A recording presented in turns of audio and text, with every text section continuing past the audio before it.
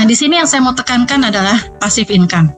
Bapak Ibu kalau menjalankan di sini, Bapak Ibu harus punya dream, yaitu ingin punya passive income. Ya, kalau nggak punya dream itu susah kita untuk maju. Ya, kenapa kita harus punya passive income, Bapak Ibu? Di semua bisnis, kalau entrepreneur, kalau kita pemilik perusahaan, pasti kalau perusahaannya maju ya pasti kita akan punya income dari itunya ya, dari bisnisnya. Tapi kayak saya kemarin saya pebisnis, saya kena dampak dari pandemi gitu ya. Kami loss banyak sekali, hitungannya udah puluhan miliar.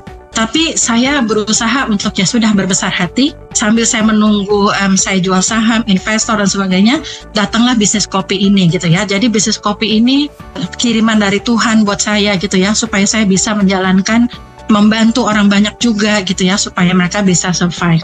Jadi Bapak Ibu, kita kepingin sekali kan, kita untuk mempunyai suatu waktu yang banyak dan uang yang banyak. Bukannya kita materialistis, tapi ini fakta. Ya, fakta Bapak Ibu ya. Artinya, Bapak Ibu harus punya pemikiran, nanti kalau saya udah tua, saya sakit atau ini, bagaimana biaya-biayanya ya. Beruntunglah ya kalau pegawai negeri mereka punya pensiun ya. Tapi bagaimana kami yang sebagai swasta dan sebagainya? Jadi Bapak Ibu harus punya passive income demi anak-anak kita semua gitu ya. Nah, bagaimana untuk mendapatkan passive income? Salah satunya adalah melalui MLM ini ya. Jangan malu dengan MLM. Kalau Bapak Ibu di perusahaan yang tepat, tidak perlu malu. Karena apa? Lihat Miss Gan, lihat Ibu Mariani, ya, mereka semua orang-orang hebat, rendah hati, ya kan?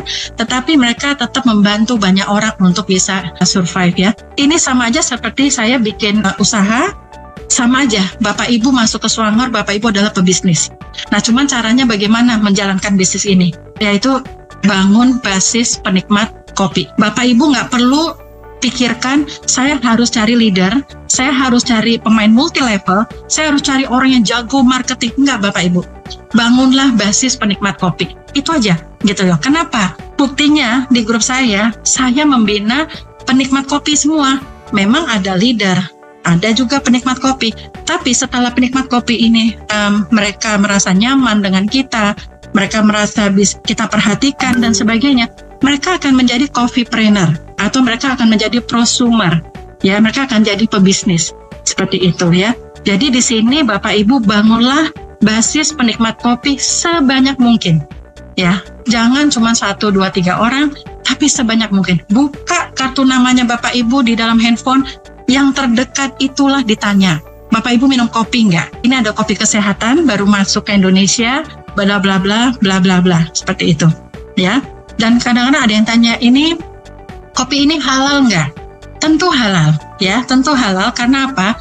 Kopi ini dikirim dari Malaysia. Malaysia kan negara syariat Islam, ya, seperti itu. Nah, dalam waktu dekat saya dapat bocoran dari manajemen bahwa nanti tahun depan kalau memang ini kerjasamanya sudah sah.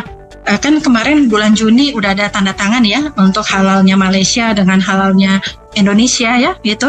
Nanti di kotaknya kopi nanti akan ada kayak odol, itu akan ada Jakim halal Malaysia seperti itu. Tapi Bapak Ibu jangan nunggu itu keluar. Dari sekarang kalau Bapak Ibu ngerasa ini adalah momentum untuk aku sukses, ya Bapak Ibu harus melangkah. Jadikan area Bapak itu semuanya grupnya Bapak. Daftarnya gratis kok. Daftarnya gratis ya. Jadi Bapak Ibu bangunlah basis penikmat kopi.